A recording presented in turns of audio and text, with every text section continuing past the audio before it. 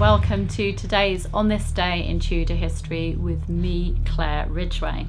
We're staying in King Henry VIII's reign today for On This Day in Tudor History, Wednesday the 10th of September 1533. Princess Elizabeth, daughter of King Henry VIII and his second wife, Queen Anne Boleyn, was christened at the Church of Observant Friars in Greenwich. The future Queen Elizabeth was just 3 days old, having been born on the 7th of September, when she was processed along a carpet of green rushes from the Great Hall at Greenwich Palace to the church. Edward Hall gives an account of Elizabeth's christening in his chronicle, and I'm going to share that with you now.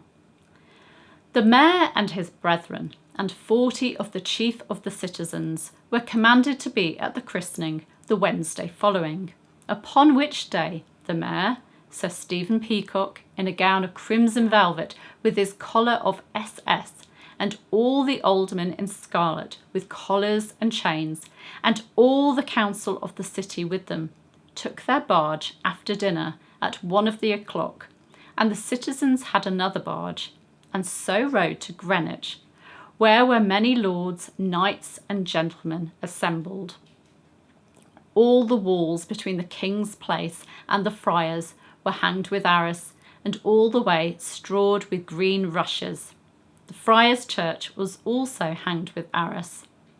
The font was of silver, and stood in the midst of the church 3 steps high, which was covered with a fine cloth.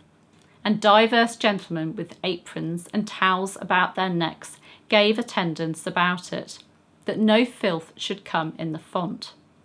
Over it hung a square canopy of crimson satin fringed with gold.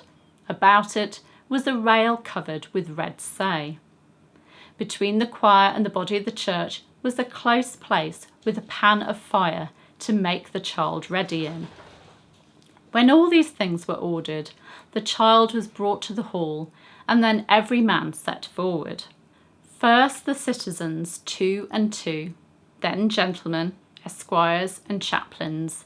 Next after them the aldermen and the mayor alone. Next the mayor, the King's Council, the King's Chapel in copes, then barons, bishops, earls. Then came the Earl of Essex, bearing the covered basins gilt. After him the Marquis of Exeter, with the taper of virgin wax. Next him the Marquis of Dorset, bearing the salt. Behind him the Lady Mary of Norfolk, bearing the chrism, which was very rich of pearl and stone. The old Duchess of Norfolk bare the child in a mantle of purple velvet, with a long train furred with ermine. The Duke of Norfolk with his martial rod went on the right hand of the said Duchess, and the Duke of Suffolk on the left hand. And before them went the officers of arms. The Countess of Kent bare the long train of the child's mantle, and between them, the Countess of Kent and the child, went the Earl of Wiltshire on the right hand, and the Earl of Derby on the left hand, supporting the said train. In the midst over the said child was borne a canopy by the Lord Rochford, the Lord Hussey, the Lord William Howard, and by the Lord Thomas Howard the elder. After the child followed many ladies and gentlewomen. When the child was come to the church door, the Bishop of London met it, with divers bishops and abbots mitred, and began the observances of the sacrament. The godfather was the Lord Archbishop of Canterbury. The godmothers were the old Duchess of Norfolk and the old Marchioness of Dorset, widows. And the child was named Elizabeth. And after that all thing was done. At the church door the child was brought to the font and christened. And this done, Garter, chief King of Arms, cried aloud, God of his infinite goodness, send prosperous life and long to the high and mighty Princess of England, Elizabeth. And then the trumpets blew. Then the child was brought up to the altar, and the gospel said over it. And after that, immediately the Archbishop of Canterbury confirmed it, the Marchioness of Exeter being godmother. Then the Archbishop of Canterbury gave to the princess a standing cup of gold. The Duchess of Norfolk gave to her a standing cup of gold fretted with pearl. The Marchioness of Dorset gave 3 gilt bowls, pounced with a cover. And the Marchioness of Exeter gave 3 standing bowls graven, all gilt with a cover. Then was brought in wafers, comfits, hippocras, in such plenty that every man had as much as he would desire. Then they set forwards, the trumpets going before in the same order, towards the king's place, as they did when they came thitherward, saving that the gifts that the godfather and the godmothers gave were borne before the child by 4 persons.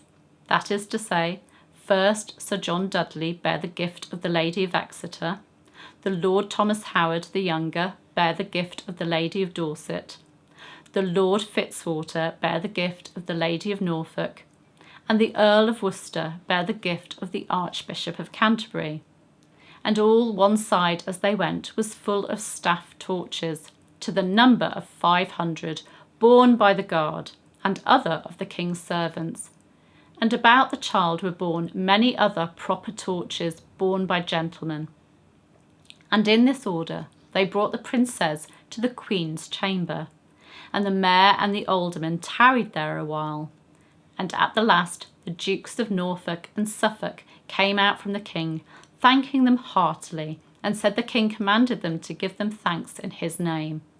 And from thence they were had to the cellar to drink, and so went to their barges.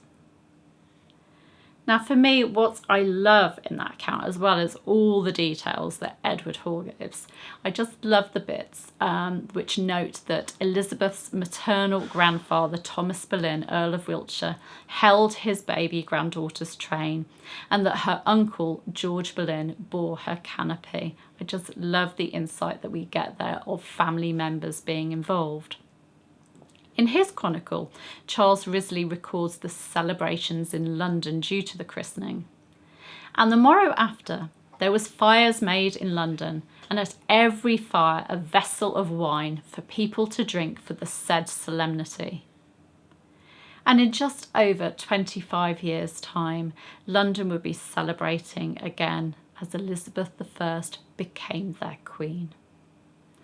So there we have it. On this day in Tudor history in 1533, we have the christening of that little girl who would, of course, become Gloriana, the Virgin Queen, Queen Elizabeth I. Now you can subscribe to this channel by clicking just about there. You can hit the bell to be notified for as videos as they go live. And you can, of course, give this video a like. I'd really appreciate that. But I'll see you tomorrow. Take care. Bye-bye.